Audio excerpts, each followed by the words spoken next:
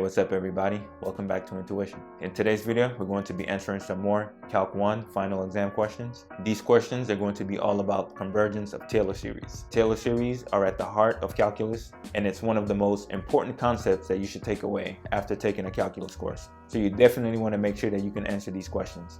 All right, so let's go ahead and answer them. Question number 1. Question number 1 says, what is the radius of convergence for the Taylor series of the function p of t equals 1 over t minus 1 centered at t equals 3?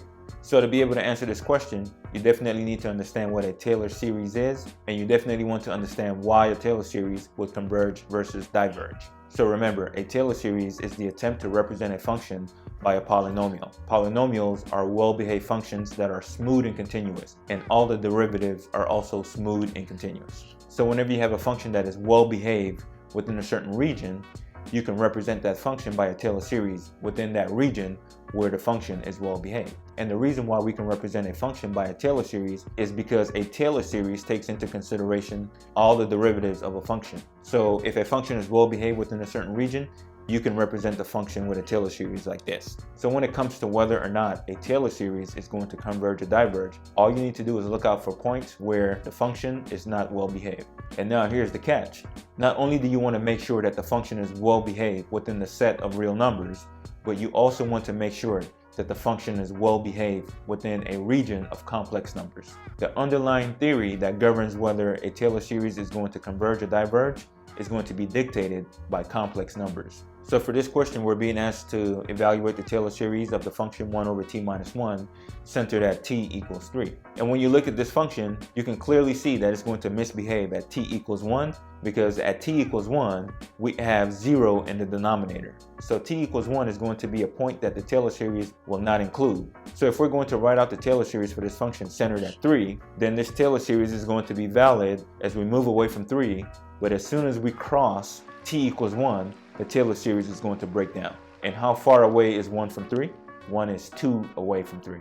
So this Taylor series is going to converge within a radius of 2 centered at 3. All right, so the correct answer is answer choice A. All right, let's look at a second question.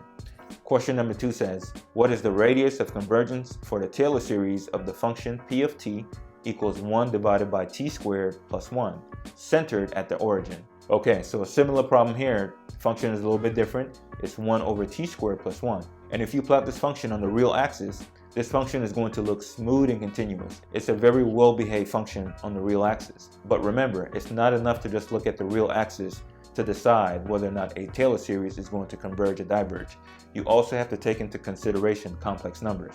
And in the denominator of this function, we have t squared plus 1. And of course, there's no real number for t where t squared plus 1 is going to be equal to 0. But there are complex numbers where t squared plus 1 will be equal to 0. If t equals plus or minus I squared is equal to negative 1. And negative 1 plus 1 will be equal to 0. So if you plot this function in the complex plane, it is going to diverge at t equals plus or minus I. So this function breaks down at plus or minus I, and we're writing the Taylor series of this function centered at the origin.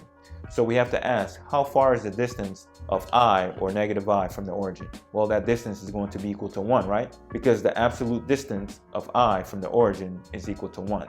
So the Taylor series of this function centered at the origin is going to have a radius of convergence of 1. So the correct answer is going to be answer choice C. The radius of convergence is equal to 1.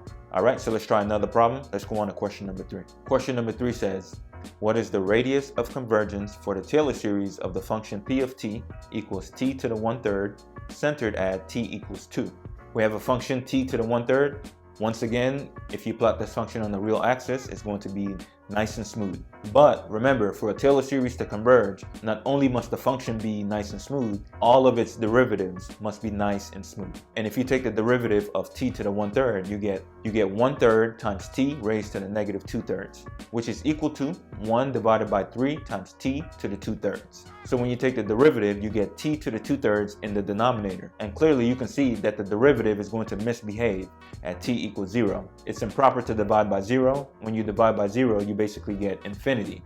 So the origin is going to be the point where this function misbehaves. So if we write the Taylor series of this function centered at 2, that Taylor series is going to be valid and is going to converge as long as we do not cross the origin. So the radius of convergence is going to be 2 for this function. So the correct answer is going to be answer choice A. The radius of convergence is equal to 2. Okay, so there you have it. I hope you guys learned something from this video. If you did, go ahead and give it a like. If you're new to this channel, go ahead and hit the subscribe button. We cover various math and science topics on this channel every week, and we are happy to welcome you here on Intuition and to have you join our family. So with that said, I'm going to leave you guys with that, and I'll see you in the next one. All right, bye-bye.